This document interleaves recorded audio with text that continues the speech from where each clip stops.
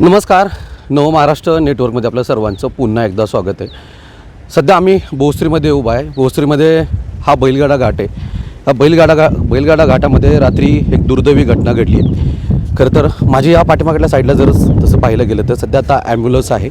Police घटनास्थळी दाखल झालेले पाहायला मिळत आहेत. याच ठिकाणी सध्या रात्री 302चा प्रकार घडलेला सध्या पाहायला मिळून येते.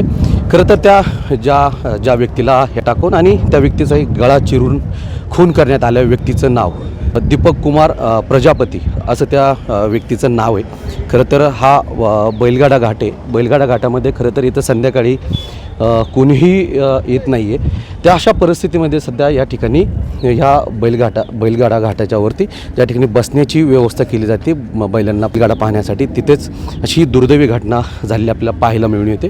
खरं तर तसं बघायला जर गेलं तर सध्या आता निवडणुकीच्या पार्श्वभूमीवरती हा सध्या आत्ता ते खून करण्यात आलेला आहे का हे देखील सध्या आत्ता पोलीस तपास करत आहेत. परंतु सकाळी जे काही क्राईम ब्रँच असतील सगळे पोलीस घटनास्थळी दाखल झालेत आणि सध्या या खुनाच्या मागचा शोध सध्या आता पोलीस घेत आहेत.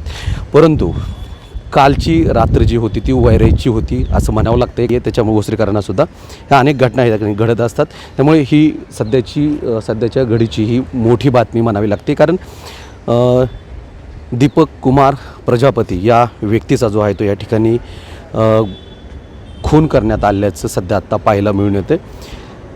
ज्यावेळेस हा जो खून आहे तो रात्रीच्या वेळेस झालेला असावा असा पोलिसांचा अंदाज आहे.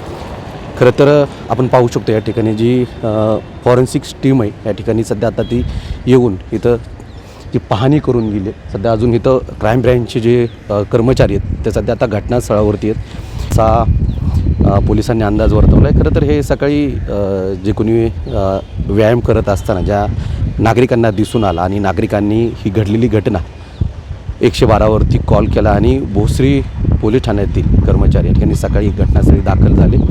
खरं तर सकाळी घटनास्थळी दाखल झाल्यानंतर पोलिसांनी या ठिकाणी येऊन जी बॉडी आहे ती सध्या आत्ता YCM रुग्णालयामध्ये पाठवलेली. सर्व या प्रकरणाचा तपास सध्या आत्ता भोसरी क्राईम ब्रँच करत आहे. परंतु सध्या आत्ताच्या घडीची ही सर्वात मोठी बातमी आपल्याला म्हणावी लागते. कारण काल संध्याकाळी याच परिसरामध्ये 11:30-12च्या आसपास या ठिकाणी हा खून करण्यात आल्याचं सध्या आत्ता बोललं जाते. अत्यंत अशी निर्घुणपणे त्याची हत्या करण्यात आली आहे. गळ्यावरती सुद्धा अशा अनेक वार होते आणि दगडांनी ठेचून त्याची हत्या करण्यात आलेली असल्याची सध्या आत्ता माहिती जी आहे ती समोर येते. हेच जे स्थळ आहे सध्या आता या ठिकाणी सध्या फॉरेन्सिक टीम असेल किंवा क्राईम ब्रँचची टीम असेल सध्या आता घटनास्थळी पाहणी करते आहे.